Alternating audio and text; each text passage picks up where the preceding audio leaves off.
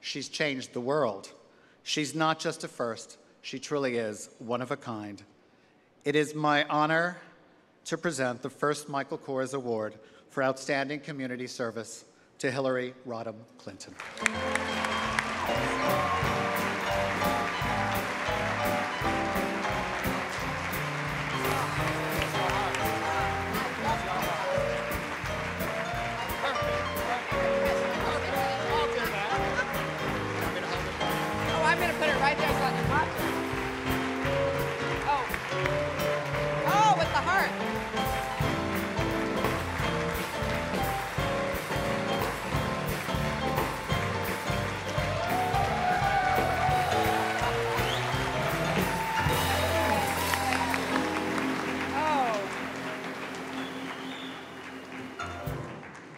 What a great evening for such an amazing cause. I am honored and delighted to be here, and I want to thank Anna and Michael for those very kind and generous words, but for so much more.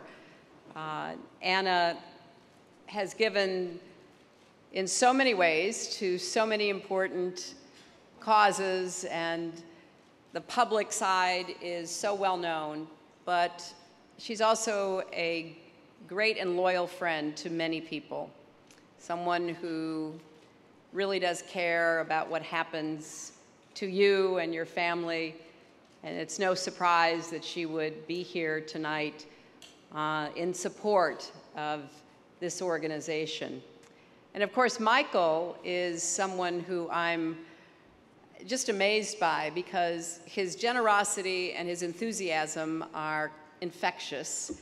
And what he's done with this organization and in so much of his philanthropy is a great tribute to him, but it's also a challenge to the rest of us to keep giving back, and not only giving back financially, but personally, as we heard earlier from Aaron about his actual delivery of meals.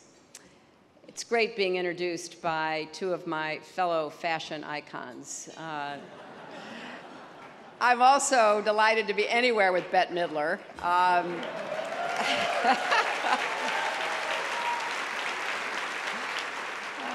wanted her to stay up here and dance and sing a little bit more.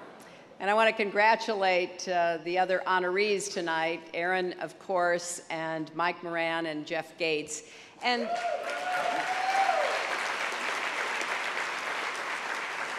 everyone here this evening for volunteering and supporting God's Love We Deliver.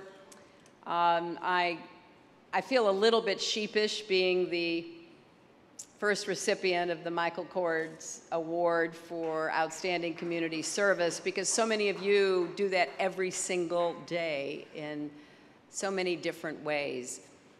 I want to just pick up on a point that Bette made at the very beginning. This program, what it represents, the connections that it forges, the compassion, the kindness, and the efficiency and the results that it stands for are so much a part of the American character. And despite the headlines and the despair that some feel watching the news, my advice is don't watch. Although the Senate did pass a deal tonight, and hopefully we'll get this behind us shortly. But in the rush of all of the day-to-day, back and forth, political posturing and partisan arguing, it is sometimes too easy to forget that we are a really unique people. You know, earlier tonight I was at a dinner for an organization that represents the survivors and family members, the first responders from 9/11, called Voices of September 11th. And it was a recognition of how important it is to, keep giving back and learning from whatever life throws at you. And this organization really represents what de Tocqueville called the habits of the heart, that truly set apart Americans from everyone else as early as the 1820s. That sense of volunteerism, that idea that communities can come together and solve problems and take care of people, the support that we give to one another, the underlying values that we share.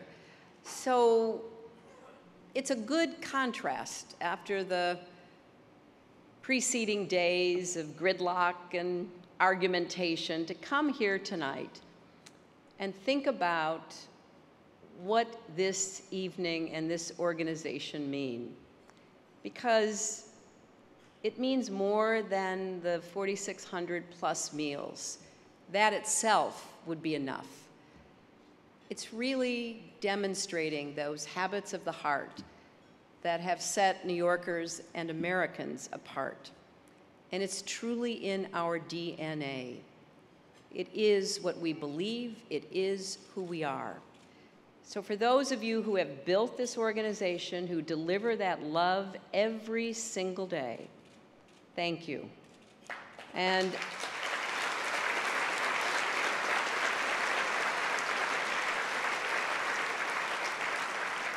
please know that in this time of economic uncertainty with sequestered budgets and government shutdowns, your services are needed more than ever. 90% of the people served by God's Love We Deliver live at or below the poverty line. 75% depend on Medicaid. Today in our country, more than 16 million American children live in poverty, the highest percentage since the early 1990s, and 22 million children are on food stamps. All this in the richest, most generous country in the world. So we have a lot of work to do. Tonight is a celebration, a way of saying thank you and having all of you recognize each other for what you do every single day. And then tomorrow, we will get up again and try to figure out how to fit into our busy lives what really matters in life. And that is how we connect with, support, help, and love our fellow human beings. I thank you, but I also ask you, do not give up, do not despair. Make sure you're part of the answers to the problems, and make sure we continue to see that God's love is delivered as far from the chaos and the disappointment of the day to make a difference in the lives of so many. Thank you, and Godspeed.